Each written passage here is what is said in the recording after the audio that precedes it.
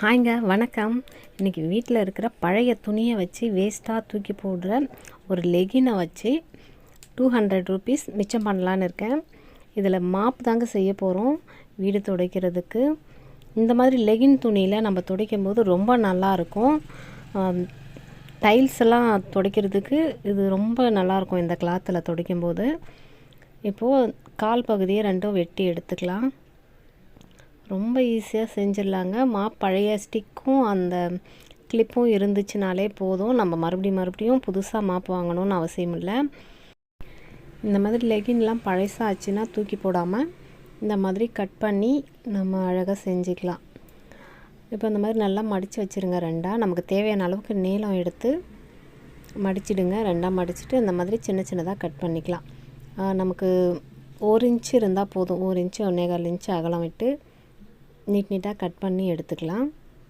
Cut பண்ணிவிட்டு சும்மா ஒரு 2 தையல், அவ்வளோதான். ரொம்ப ஈஸியாக சிம்பிளாக தான் தைக்கிறேன். இப்போ இதுக்கு ரொம்ப மெனக்கடணும்னு அவசியமே இல்லை. ஒரு 10 நிமிஷத்தில் செஞ்சிடலாம்.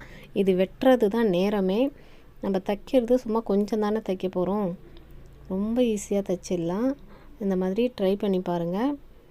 அதுவும் இந்த மாதிரி லெகின் துணியில் துடைக்கிறது டைல்ஸ்லாம் க்ளீனாக இருக்கும். ரொம்ப நீட்டாக ஈஸியாக துடைக்கிறதுக்கு வரும். காட்டன் துணியை விட அந்த மாதிரி லெகின் துணியில் ரொம்ப நல்லாயிருக்கும். இப்போ அந்த கால் பகுதி வெட்டிட்டேன். இந்த இடுப்பு பகுதியில் இந்த எலாஸ்டிக் மட்டும் அழகாக கட் பண்ணி எடுத்துடலாம். எலாஸ்டிக் தேவைப்படாது. எல்லா துணியுமே கட் பண்ணி வச்சுக்கலாம். ஏன்னா நமக்கு அப்போ தான் கொஞ்சம் மொத்தமாக கிடைக்கும். இந்த மாதிரி கட் பண்ணிவிட்டு இடுப்பு பகுதியும் ரெண்டாக மடித்து போட்டு நீட்டாக கட் பண்ணிவிடுங்க. 1 இன்ச்சு அளவுக்கு விட்டு, 1 இன்ச்சுன்றது ஒரு 1.5 இன்ச்சு அந்த அளவுக்கு கூட விட்டுக்கலாம். ஆனால் கொஞ்சம் மெலிசாக இருந்தால் தான் நல்லாயிருக்கும். இந்த மாதிரி கட் பண்ணிவிடுங்க. கீழ்ப்பகுதியில் கொஞ்சம் கிராஸாக வரும். இந்த பகுதியில் தைக்கிறதுக்காக கொஞ்சம் அகலமாக ஒரு 3 இன்ச்சு 2.5 இன்ச்சு அளவுக்கு விட்டுட்டு ஒரு பகுதியில் எடுத்துக்கலாம். இப்போது இந்த சென்டர் பீஸ் பார்த்திங்கன்னா கொஞ்சம் கோணையாக சின்னதாக இருக்கும். அதை எடுத்துக்கலாம். நம்ம இதில் தான் அந்த பீஸெல்லாம் வச்சு தைக்க போகிறோம். ரெண்டாக மடித்து எடுத்துக்கோங்க. கொஞ்சம் சமமாக வெட்டிக்கலாம். அந்த கார்னர் பகுதி வெட்டி எடுத்துடலாம். இந்த அளவுக்கு போதும். நம்ம இதையே மடித்து வச்சு நீட்டாக தைக்கலாம் அழகாக. இப்போ இந்த மாதிரி கிளிப் எடுத்துக்கோங்க. இது வந்து பழைய மாப்பில் இருந்தது, கழட்டி எடுத்துக்கிட்டேன். இப்போ இதுக்கு திட்டமாக அந்த துணியை வச்சுக்கலாம். இந்த மாதிரி கழட்டி லாக் பண்ணுறது இது. இந்த மாதிரி 2 துணியாக அதில் வச்சுக்கிறேன். அந்த பாருங்க, அளவு கரெக்டாக வச்சுக்கிட்டே எடுத்துக்கலாம்.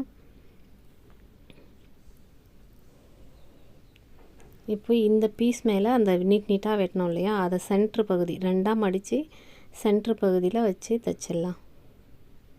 இந்த மாதிரி எல்லா பீஸையும் ஒன்று மேலே ஒன்று அழகாக அடுக்கி எடுத்துக்கலாம். இந்த மாதிரி சென்டரை அழகாக வச்சு அடுக்கி தையல் போட்டுக்கலாம். நான் அப்படியே ஒரு தையல் போட்டுட்டு மறுபடியும் இன்னொரு துணியை மடித்து இன்னொரு தையல் போட போகிறேன். அவ்வளோதான். ரொம்ப ஈஸியாக தைச்சிடலாம். இதுவே வந்து நல்லா சுற்றி அந்த துணியை லாக் தையல் கொடுத்துட்டு இன்னும் அழகாகவும் தைக்கலாம், ஃபினிஷிங்காகவும் இருக்கும். நான் ஆனால் டக்குன்னு தைக்கிறேன். இதுக்கெல்லாம் வந்து டைம் வேஸ்ட் பண்ணிங்கன்னு இருக்கணும் அப்படின்னு கிடையாது. கொஞ்ச நாள் யூஸ் பண்ணிவிட்டு மக்கிட போது தூக்கி போட போகிறோம். அதுக்கெலாம் ரொம்ப நேரத்தை கடத்திக்கிட்டு இருக்கக்கூடாதுன்றதுனால சீக்கிரமாக தைக்கிறேன்.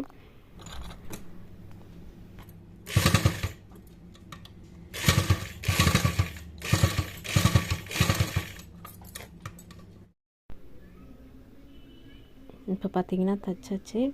இப்போ அப்படியே அந்த துணியை மடித்து போட்டு இன்னொரு பக்கமும் தையல் போட்டுக்கலாம்.